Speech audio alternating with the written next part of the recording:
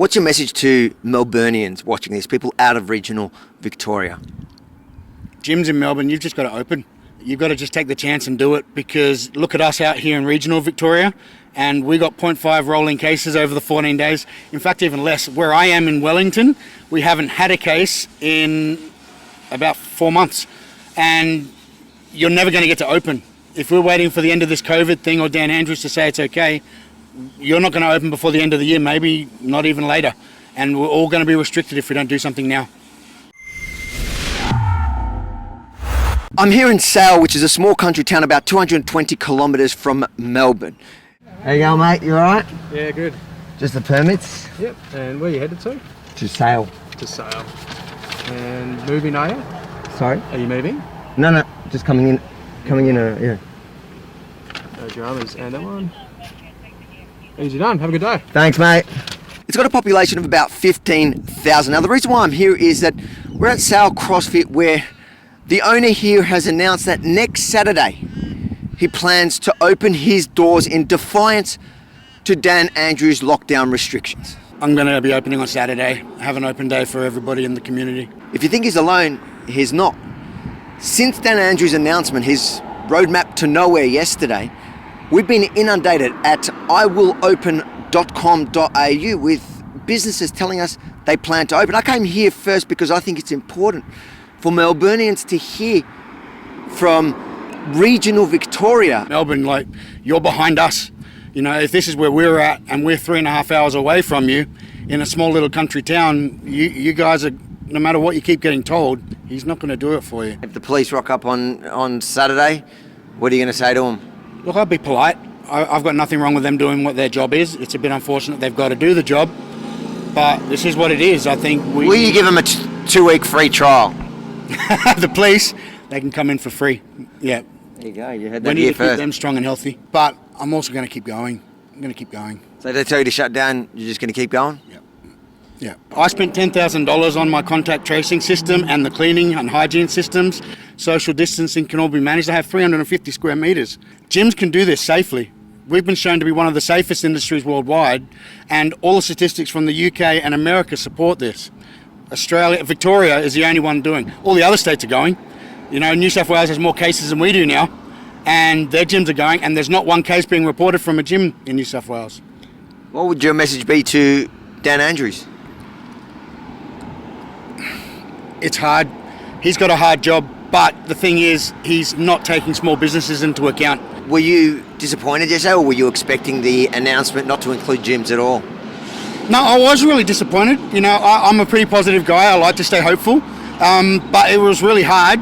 And then I listened to the whole thing. I sat there listening because there was no mention of gyms, and that I got angry and frustrated. And then one of the reporters asked him about gyms, and he turned around and said we were unsafe. And I just had to turn off and walk away. They are, sadly. This is a high-risk environment. That's not my opinion. That's not a matter of that I've come up with. That's the international evidence. That's the public health advice. We've gone further in relation to outdoor, but it's a very challenging environment, and it's one of those things where no one's taking any joy out of that. But it is very difficult when something's just by its very nature. This is no disrespect or any reflection on the owner or the person who operates it. But when something is by its very nature in a really innate unsafe, because of, like, in the context of this virus, it's really hard to make it safe. You can't. It's kind of binary. There's no stats to support what he's saying, but he's done this not just with the gyms, but data after data after data. The curfews he had, there was no backing for that. He just said he made that up. The hotel quarantine, like, he's lying constantly to try and cover what he thinks is the best thing, and these are his ideas. I need to set an example for the fitness industry, and I need to sort of just get the message out there that we can do this safely. And if that means demonstrating that when the police come in, when I open, and they see everybody socially distancing, everyone maintaining their spaces, cleaning their equipment and doing it right, hopefully that gets some attention and shows that, look, give us a chance. I can't even train one person in there. You know what I mean? I could stand at one end of the gym and yell at them to do what they're supposed to do, and I'm not allowed to do that. Now, most importantly, how'd you get those arms? Pubs in this area at the moment, are they allowed patrons? Up to 40 people now. Up to 40 people. So up to 40 people can be here, but you can't have one in here. Yeah. Yeah, and some pubs in town are actually smaller than my space. What do you think is better for people and more necessary? A pub at the beer, a beer at the pub, which I am a big advocate for, but or coming here a couple times a week. Oh, look, everyone I know is going to enjoy a beer after a footy game, you know. But, I mean, from a health perspective, we're the protective factor. You know, the people who are regularly going to pubs and clubs, they're probably more likely to be in the sick and at-risk category. Whereas people that are coming here regularly are going to be on the other end of that. Even the older people are going to be able to fight off that by staying fitter, healthier, more aware of their diet. What about people like me that do both? Well, we've got to have a bit of both, don't we? I'm good at both. What are you hoping after Saturday? What are you hoping is going to happen? Look, I'm hoping we sort of get ignored by the police and they say, look, just let it go. I don't see that happening. But I hope other gyms sort of see what we're doing and decide that this needs to be done, and I can start providing a service for my community again. You know, we've got so many people I see every day as a coach who keep asking me when we're going to open and when we're going to be able to get them back in the gym, and I can't give them an answer, and that's the hardest bit. How's your fitness? Let's find out. What's chin-ups? Chin-ups? Can you do chin-ups? I could try. We can try. Competition. All right, here. Yeah, you go there and I'll go here. You're going to count them? All right. Ready? Let's go. Should be fun. 1. So I've had to cut it there because I won. Yeah. We'll give it to him. Why now? Why have you decided for next Saturday to suddenly open? Look, I actually said something to my community last week about it, and I thought, look, I'm going to wait until he gives us his easing on restrictions on Sunday, because he said there's going to be big changes, especially for regional Victoria. We can expect these big changes. So I thought, cool, surely now, because we've done everything right.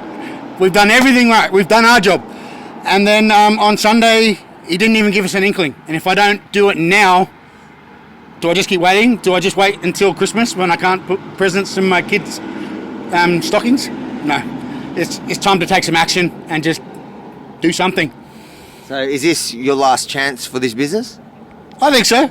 If we don't get up and running again, then it may have to be selling everything and closing it up, because I can't keep going along like this.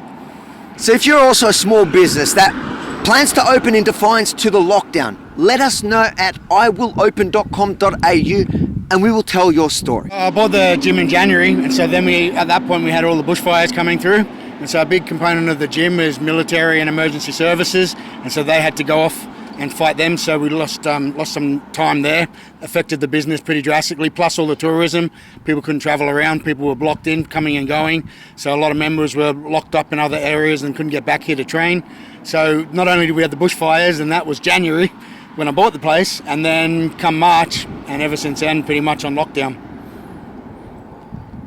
And no help? No help from Andrews? No help from Andrews. If you like that report you just saw, make sure to like it, press the little button at the bottom there, let people know you love it, and then share it, and subscribe to Rebel News on YouTube now.